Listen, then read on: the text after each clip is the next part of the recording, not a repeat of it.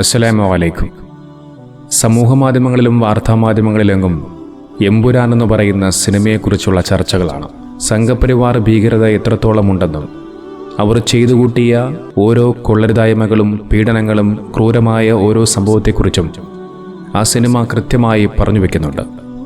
അതിനാൽ തന്നെ സംഘപരിവാറിൻ്റെ ഭാഗത്തു നിന്നും വളരെയധികം അതിരൂക്ഷമായ സൈബർ ആക്രമണങ്ങൾ ആ സിനിമയുമായി ബന്ധപ്പെട്ടുകൊണ്ടുള്ള അണിയറ പ്രവർത്തകർക്ക് നേരെ നടക്കുന്നുണ്ട് എന്നുള്ളതാണ്.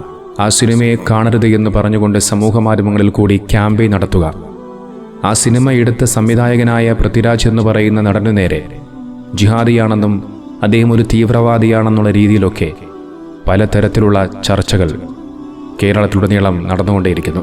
സത്യം പറഞ്ഞു കഴിഞ്ഞാൽ ഇതൊക്കെ കാണുമ്പോൾ എനിക്ക് ചിരിയാണ് വരുന്നത്. കാരണം 2 ദിവസങ്ങൾക്ക് മുമ്പാണ് ഞാൻ കുമ്മനം നിസാമുദ്ദീൻ അസ്ഹരി ഈ എമ്പുരാൻ എന്ന് പറയുന്ന സിനിമയെക്കുറിച്ചുള്ള ഒരു പ്രസംഗത്തിൻ്റെ ചില ഭാഗങ്ങൾ വെച്ചുകൊണ്ട് ഒരു വീഡിയോ ചെയ്തത്. അതായത് എമ്പുരാൻ എന്ന് പറയുന്ന സിനിമ റിലീസ് ചെയ്തത് 27-ാം രാവിലായിരുന്നു. 27-ാം രാവിലെ സിനിമ ഇറങ്ങുന്ന സമയത്ത് ആ സിനിമ കാണാൻ ഉദ്ദേശിക്കുന്ന മുസ്ലിം സഹോദരങ്ങളോടാണ് അദ്ദേഹം സംസാരിച്ചത്. കാരണം ഒരു മുസ്ലിം മതവിശ്വാസി സംബന്ധിച്ചിടത്തോളം 30 ദിവസവും നോമ്പനുഷ്ഠിച്ച് നല്ല ഇബാറത്തുകളും സൽക്കർമ്മങ്ങളും ഒക്കെ ചെയ്ത് പടച്ചറബിൻ്റെ അടുക്കൽ വലിയ പ്രതിഫലം കാത്തു നിൽക്കുന്ന ഒരു മുസ്ലിം മതവിശ്വാസി ഈ ഒരു സിനിമയ്ക്ക് പോകുന്ന സമയത്ത് സ്വാഭാവികമായി അദ്ദേഹം ചെയ്തുപോയ എല്ലാ സൽക്കർമ്മങ്ങളും ഇബാറത്തുകളും വെറുതെയായി മാറുകയാണ്. ആ ഒരു വിഷയത്തിലാണ് മുസ്ലിം സഹോദരങ്ങളോട് അദ്ദേഹം പ്രതികരിച്ചത്. പക്ഷെ ആ ഒരു വീഡിയോയ്ക്ക് താഴെ സകല ഇസ്ലാമിക വിരോധികളും സംഘികളുമൊക്കെ ഒരു വർഗീയപരമായ രീതിയിലുള്ള കമൻറ്റുകളായിരുന്നു കൂടുതലും ഇട്ടിരുന്നത്. മമ്മൂട്ടിയുടെ സിനിമ ഇറങ്ങാൻ പോകുന്നു, എന്തുകൊണ്ട് അതിനെക്കുറിച്ച് ഈ ഉസ്താദ് സംസാരിക്കുന്നില്ല എന്നുള്ള രീതിയിൽ അവിടെയും ഒരു മതത്തിൻ്റെ ഒരു ലേബൽ കൊണ്ടുവന്നുകൊണ്ട് അവിടെയും മതവർഗീയതയും വിദ്വേഷവും ഉണ്ടാക്കാൻ ശ്രമിച്ചു എന്നുള്ളതാണ്.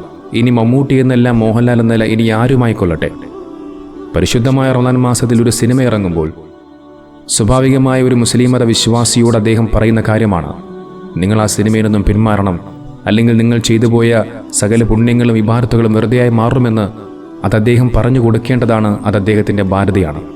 അതുമാത്രമാണ് അദ്ദേഹം ചെയ്തിട്ടുള്ളത്. പക്ഷേ എനിക്ക് ചിരി വരാൻ കാരണം അതൊന്നുമല്ല.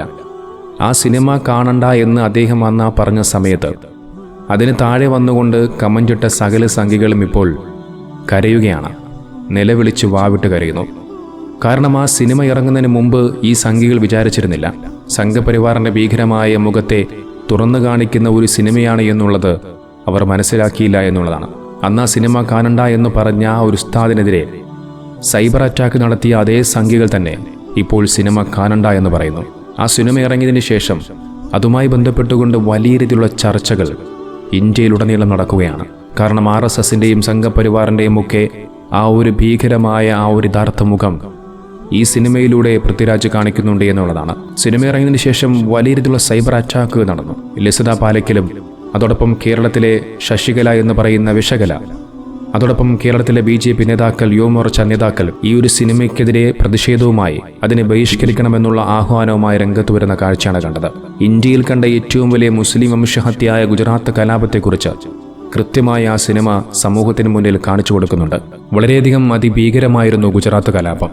1000-ഓളം മുസ്ലിമീങ്ങളെ കൊന്നുതള്ളിയ, കുറഞ്ഞത് 250-ഓളം മുസ്ലിം സ്ത്രീകളെയും പെൺകുട്ടികളെയും പബ്ലിക്കായി ഗ്യാങ് റേപ്പ് ചെയ്ത് ടോർച്ചർ ചെയ്ത് ചുട്ടുകൊന്ന ഹീമ കൗസർ എന്ന നിറഗർഭിണിയെ റേപ്പ് ചെയ്ത് വാളുകൊണ്ട് ഗർഭസ്ഥ ശിശുവിനെ തുരന്നെടുത്ത് അവളുടെ ശരീരത്തോടൊപ്പം തീവച്ച ബിൽക്കിസ് ബാനു എന്ന 5 മാസം ഗർഭിണിയായ സ്ത്രീയെ ബലാത്സംഗം ചെയ്യുകയും കൺമുന്നിൽ വെച്ച് 3 വയസ്സുള്ള മകളെ അടക്കം കുടുംബത്തിലെ 14 പേരെയും കൊന്നുതള്ളിയ, 10,000-കണക്കിന് മുസ്ലിമീങ്ങൾക്ക് നാടുവിടേണ്ടി വന്ന അസംഖ്യം ക്രൂരതകൾ നിറഞ്ഞ സംഘപരിവാർ അഴിച്ചുവിട്ട കലാപമാണ് ഗുജറാത്ത് കലാപം. ദ വീക്കെൻഡിൻ്റെ റിപ്പോർട്ട് പ്രകാരം 1700-ഓളം വീടുകളും 2000-ഓളം കടകളുമാണ് കത്തിയെരിഞ്ഞത്. 204 കടകൾ കൊള്ളയടിക്കപ്പെട്ടു. 76-ഓളം ആരാധനാലയങ്ങൾ നശിപ്പിക്കപ്പെട്ടു. മറന്നുപോയ ആ ചോരയുടെ ചരിത്രം വീണ്ടും ഓർമ്മിക്കപ്പെടുമ്പോൾ രാജ്യം ഭരിക്കുന്ന പാർട്ടിക്ക് ഇത് വലിയ അസൗകര്യം തന്നെയാണ്. 2004 മെഡിക്കൽ പ്രൊഫഷണലുകൾ അവിടെ ഒരു വലിയൊരു ശവക്കുഴി കണ്ടെത്തി. 96 ശവശരീരങ്ങൾ, അതിൽ 46 സ്ത്രീകളുടേതാണ്. അതിൽ കുഴിച്ചിട്ട സ്ത്രീകളുടെ സ്വകാര്യ ഭാഗങ്ങൾ മുറിച്ചതായി കാണപ്പെട്ടു.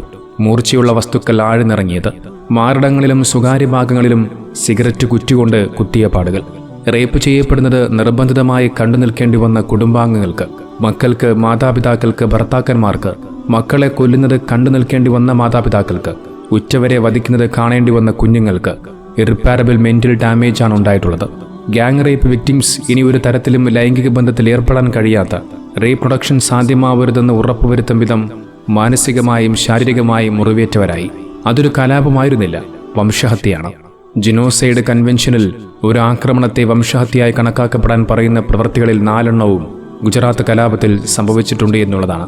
ഇതിലൊരു യുവമോർച്ച നേതാവിൻ്റെ പ്രസ്താവനയാണ് ഏറ്റവും എനിക്ക് വലിയൊരു കോമഡിയായി തോന്നിയത്.